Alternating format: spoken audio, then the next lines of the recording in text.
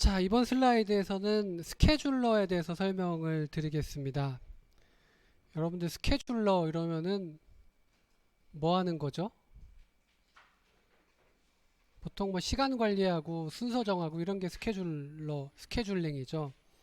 우리가 운영체제에서는 CPU 스케줄링이 있고 뭐 디스크 스케줄링이 있고 이런데 여기서는 이제 이 스케줄러라고 해서 롱텀 스케줄러, 숏텀 스케줄러, 미디엄텀 스케줄러 이렇게 세 개를 설명드릴 겁니다. 여러분들 스케줄러 이러니까 이 정체가 뭔지 모르겠죠. 이게 도대체 하드웨어인지 스케줄을 해주는 하드웨어가 있는 건지 아니면 스케줄을 해주는 소프트웨어가 있는 건지 헷갈리시죠. 여러분들 이 수업이 운영체제죠. 그래서 이 스케줄러는 운영체제 함수 또는 코드 중에 일부분인데 역할이 나눠져 있잖아요. 그래서 그냥 스케줄러라고 부른 겁니다. 사실은 운영체제에서 스케줄링을 하는 코드를 그냥 어떤 특정 기능을 하기 때문에 이렇게 이름을 붙인 것 뿐이고 사실은 운영체제다 이렇게 보시면 될 것 같아요. 근데 무슨 스케줄러냐?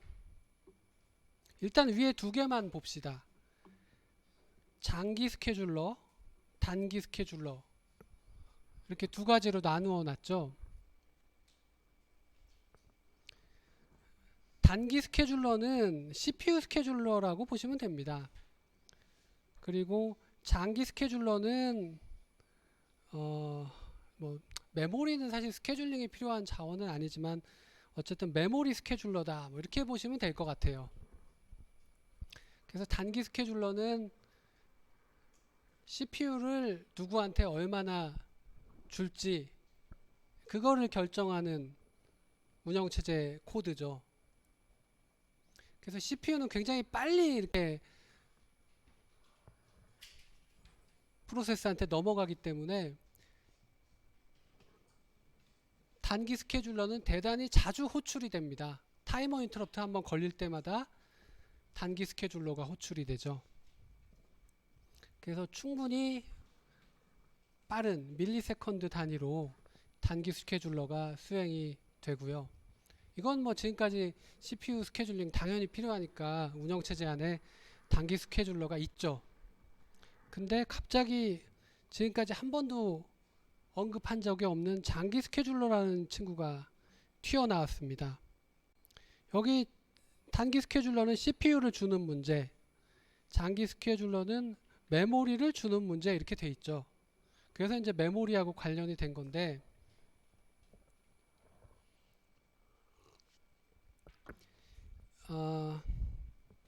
여러분들 프로세스 상태도에서 처음에 프로세스가 만들어질 때 바로 레디 상태가 되는 게 아니고 만들어지는 상태 중에 있다가 어드미티드 되면 레디 상태로 넘어오죠. 이 어드미티드 요걸 해주는 게 장기 스케줄러입니다. 즉 프로세스가 우리가 뭐 여러 개를 실행을 시켰다고 했을 때 무조건 다 CPU를 얻을 수 있는 게 아니고 메모리에 당장 필요한 부분이 올라와야지만 CPU 기계어 실행이 가능하죠. 그래서 처음에 프로세스가 시작될 때 메모리에 들어오도록 허락해주는 요게 이제 장기 스케줄러의 역할입니다. 근데 지금 그 범용 운영 체제들은 뭐 리눅스든 뭐 윈도우즈든 프로그램을 여러 개 실행시키면은 일단 다 실행이 됩니다. 이렇게 어드미트 하는 과정이 없어요. 사실은. 그러니까 장기 스케줄러가 없습니다. 그 타임 쉐어링이 일어나는 이런 제너럴한 운영 체제가 여기 그 얘기가 어딘지 여기 있죠. 타임 쉐어링 시스템에는 보통 장기 스케줄러가 없음. 무조건 레디 이렇게 되어 있습니다. 그래서 우리가 다루는 일반적인 운영 체제에는 장기 스케줄러가 아예 없어요. 프로그램이 실행되면 무조건 일단 메모리에 진입해서 곧바로 레디 상태로 들어가는 겁니다. 근데 이 얘기를 도대체 여기다 왜 적었느냐? 아마 예전의 시스템 타임 쉐어링 이전에 그 시스템에는 이제 장기 스케줄러가 있었기 때문에 이걸 여기다가 그 적어 놓은 건데 그래서 장기 스케줄러는 메모리를 주는 문제라고 했죠. 그 메모리를 준다는 건 메모리에 올라간다는 의미죠. 그래서 장기 스케줄러가 허락을 해줘서 메모리에 올라가면 그러면 메모리에 올라간 프로그램이 하나 늘어나는 겁니다. 그래서 우리가 프로세스를 100개 띄웠는데 장기 스케줄러가 100개를 더 허락하면 메모리에 프로그램 100개가 올라가는 거고 그 중에 50개만 허용하면 메모리에 50개만 올라가는 거겠죠. 근데 메모리라는 거는 어떤 한정된 자원으로서 너무 많은 프로그램이 동시에 메모리에 올라가면 성능이 떨어집니다. 또 너무 적은 프로그램만 메모리에 올려놔도 별로 좋지는 않겠죠. 그래서 여기 보면 degree of multiprogramming 전에 1장에서 멀티프로그래밍이라는 거 용어가 있었죠.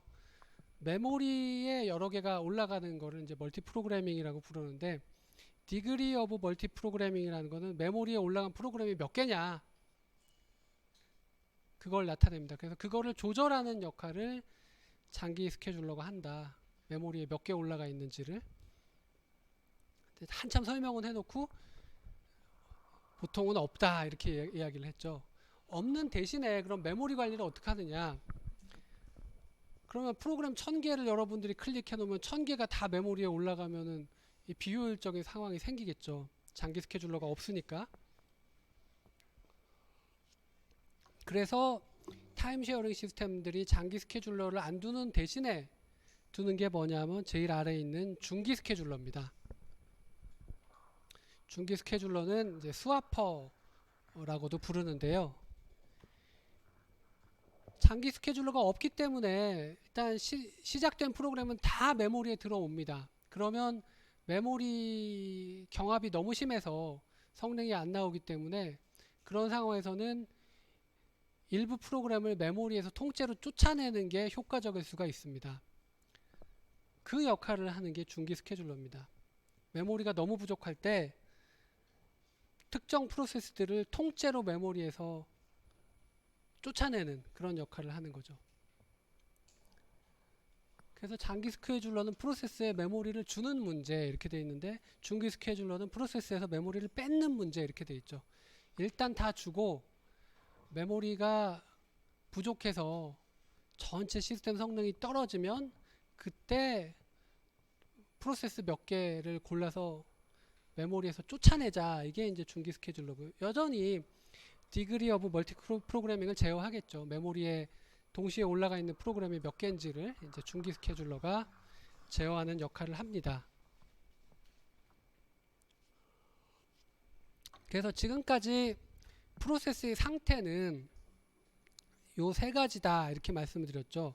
running, ready, blocked 이렇게 세 가지라고 말씀드렸는데 중기 스케줄러가 들어가면서 추가되는 프로세스 상태가 있습니다. 그게 바로 이 suspended 또는 이 stopped라는 상태입니다.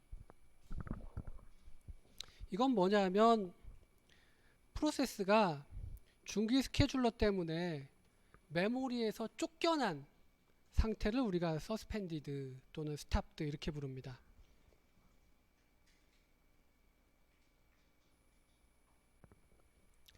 근데 이제 꼭 중기 스케줄러에 의해서 쫓겨나는 것만 이 suspended는 아니고요. 몇 가지 stopped 되는 그러한 그 원인이 있습니다. 근데 그 원인의 공통점은 항상 외부적인 이유입니다. 이 프로세스가 정지되는 또는 suspended 되는 이유는 외부적인 이유 때문에 그렇게 되는 겁니다. 예를 들면은 방금 전에 봤던 운영체제가 메모리가 너무 경합이 심해서 부족하기 때문에 프로세스를 메모리에서 쫓아냈어요. 운영체제는 이 프로세스 입장에서 외부죠. 나는 계속 실행되고 싶은데 운영체제가 정지시킨 겁니다. 이런 예가 있고 또 외부는 어떤 게 있을까요? 사람이 지금 돌아가던 프로세스를 갑자기 정지시킬 수가 있습니다. 예를 들면 브레이크 키를 눌러서 이게 프로세스를 종료시키는 게 아니고 일시 정지시킬 수가 있거든요. 리눅스 환경에서 여러분들이 프로세스를 돌리다가 컨트롤 Z를 누르면 그러면 정지가 되거든요. 그게 이제 요 경우에 해당합니다. 그래서 서스펜디드 상태가 되면 메모리를 다 빼앗기고 디스크로 쫓겨나는 그런 상태가 되는 겁니다. 여러분들 블럭드하고 서스펜디드는 구분이 가세요? 지금 둘 다 CPU를 얻을 수 없는 상태입니다. 그거는 동일한데 블럭드도 서스펜디드도 CPU를 얻지 못해요. 근데 차이가 있다면 이 서스펜디드의 위쪽은 정지된 게 아닙니다. 프로세스가 계속 실행 중인 겁니다. 여러분들 실행이라는 의미를 CPU에서 기계열을 실행해야지만 실행이다. 그러면은 전부 실행 중은 아니죠. 블럭드는 실행 중이 아니다. 이렇게 생각할 수 있는데 프로세스의 일생은 CPU에서 기계열을 실행하는 것도 있지만 디스크에서 IO를 실행하는 것도 그 프로세스는 계속 뭔가 일을 하는 거거든요. 이게 저도 이제 실행 이러면 CPU에서 돌아가는 거 이런 게 좀 굳어져서 그런데 그래서 이 CPU를 쓰건 IO를 하건 프로세스는 본인이 적극적으로 일을 하고 있는 상태가 이 위에 있는 상태고 서스펜디드는 일을 아예 못하는 정지된 상태를 의미하는 겁니다. 그래서 이제 위에 있는 거하고 구분이 되는 거고 그래서 블럭드 상태에 있다가 그 블럭드 상태가 된 원인에 해당하는 이벤트가 발생하면 그러면 다시 레디 상태로 돌아갈 수가 있죠. 뭐 IO 요청을 했는데 IO가 끝났다. 그럼 블럭드에서 레디로 돌아갑니다. 근데 서스펜디드 상태에서 위로 올라가는 거는 그거는 본인이 직접 못해요. 외부에서 리줌을 시켜줘야만 됩니다. 사람이 이 프로세스를 정지시켰으면 사람이 다시 재개를 해줘야 되고 운영체제가 메모리가 부족하다고 이 프로세스를 통째로 쫓아냈으면 나중에 다시 운영체제가 이 친구를 이 위쪽으로 올려줘야지만 다시 프로세스가 돌아갈 수가 있다는 것이죠.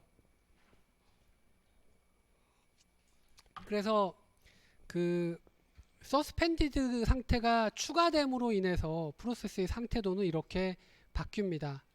여기 보면 running, ready, blocked 이 세 개는 앞에 봤던 요거하고 똑같은 겁니다. 요거를 다르게 그려 놓은 것 뿐이죠. 예, 근데 running을 이제 둘로 쪼갰습니다.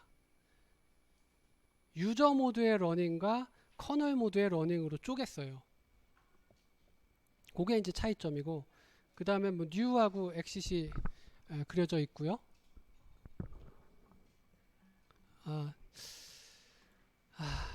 그리고 이제 서스펜디드 상태에 들어가는 게 이제 요 아래쪽에 있는데 요거 다음 시간에 계속 설명을 드려야 될 것 같습니다.